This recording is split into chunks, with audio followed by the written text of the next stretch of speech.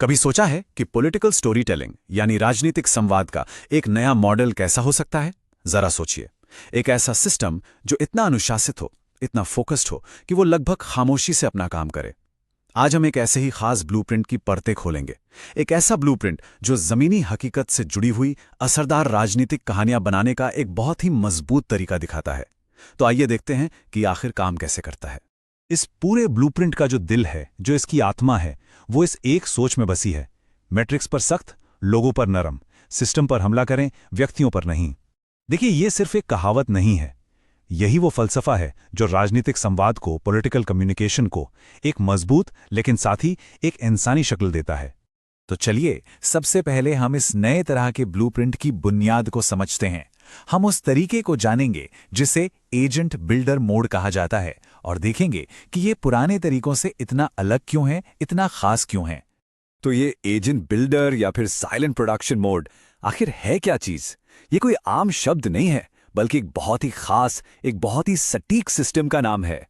एक ऐसा सिस्टम जिसे बहुत ही सधे हुए नतीजे देने के लिए डिजाइन किया गया है। इसे आसान भाषा में समझते हैं।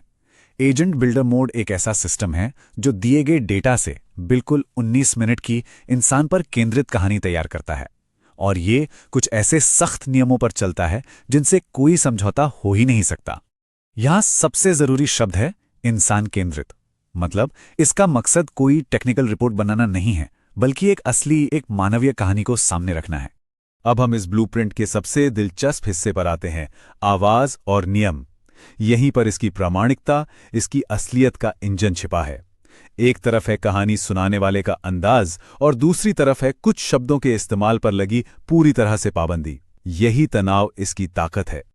ये स्लाइड एक बहुत ही कमाल का विरोधाभास दिखाती है। देखिए, एक तरफ है आवाज, जो एक तजुर्बेकार राजनीतिक रणनीतिकार की है, शांत, निष्पक्ष और भरोसेमंद।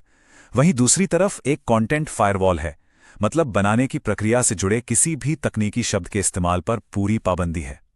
ये फायरवॉल कहानी कहने वाले को मजबूर करता है कि वो अपना पूरा ध्यान, 100% ध्यान सिर्फ और सिर्फ इंसानी कहानी पर रखे।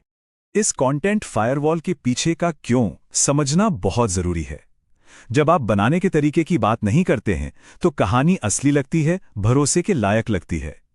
क्योंकि तब बात कहानी की होती है, कहानी बनाने की प्रक्रिया की नहीं। और यहीं पर हमारे संवैधानिक मूल्य, जैसे कि हर नागरिक की गरिमा का सम्मान करना और जिम्मेदारी के साथ अपनी बात रखना, बहुत अहम हो जाते हैं। इस ब्लूप्रिंट का तीसरा हिस्सा कहानी के नक्शे से जुड़ा है।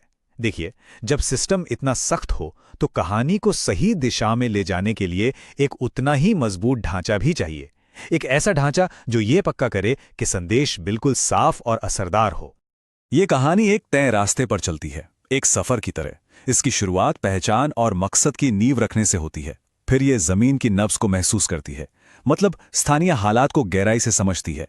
वहां से ये सबसे जरूरी 3 संकेतों को सामने लाती है, नतीजों का विश्लेषण करती है, आगे का रास्ता दिखाने के लिए एक खाका देती है, और आखिर में एक चेतावनी और भविष्य की एक मजबूत सोच के साथ खत्म होती है। ये एक यात्रा है जो बड़ी तस्वीर से शुरू होकर ठोस कदमों तक ले जाती है। कहानी के इस ढांचे में एक और बहुत जरूरी चीज जुड़ी हुई है, इंडिया वैल्यूज एंकर। ये इस बात पर जोर देता है कि ये ब्लूप्रिंट सिर्फ आंकड़ों का खेल नहीं है, बल्कि इसकी जड़ें हमारे संवैधानिक और नैतिक सिद्धांतों में हैं। और ये कोई हवाई बातें नहीं है। कहानी में गरिमा, जिम्मेदार संवाद और लोगों की निजता और सहमति जैसे संवैधानिक उसूलों को शामिल करना लाजमी है। ये वो मजबूत नैतिक बुनियाद है जिस पर पूरी कहानी खड़ी होती है। अब आते हैं चौथे हिस्से पर, आंकड़ों से कहानी तक का सफर।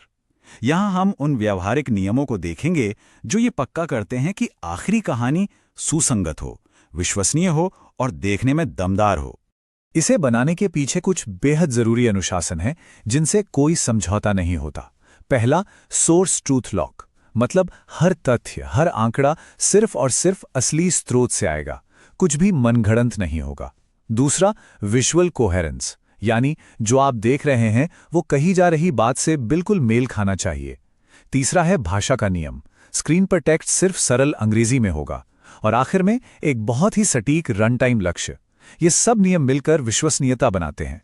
इस टेबल से विजुअल कोहेरेंस का नियम बिल्कुल साफ हो जाता है। अगर बात पानी की कमी की हो रही है तो स्क्रीन पर उसी इलाके के पानी के स्रोत या नक्शे दिखने चाहिए, न कि नल की कोई भी आम सी तस्वीर। वोटर टर्नआउट की बात है तो डेटा चार्ट्स दिखेंगे, न कि भीड़ की कोई भी तस्वीर। यही तरीका कहानी को प्रामाणिक और भरोसेमंद बनाता है। और अब हम अपने आखिरी हिस्से पर पहुंचते हैं, जहां हम इन सभी सख्त नियमों और इस जटिल ढांचे को एक अकेले सबसे बड़े मकसद से जोड़ेंगे। आखिर इस पूरे ब्लूप्रिंट के पीछे का क्यों क्या है? तो सवाल यही उठता है, इतनी ज्यादा बारीकी और इतने सख्त अनुशासन की जरूरत आखिर क्यों है? इस पूरी प्रक्रिया का आखिरी मकसद क्या है? इसका जवाब ही इस पूरे मॉडल की सबसे बड़ी ताकत है। और ये ताकत हमारे देश के डेटा प्रोटेक्शन फ्रेमवर्क जैसे सिद्धांतों से भी आती है, जो हर नागरिक के निजी डेटा की गोपनीयता और सहमति का सम्मान करते हैं।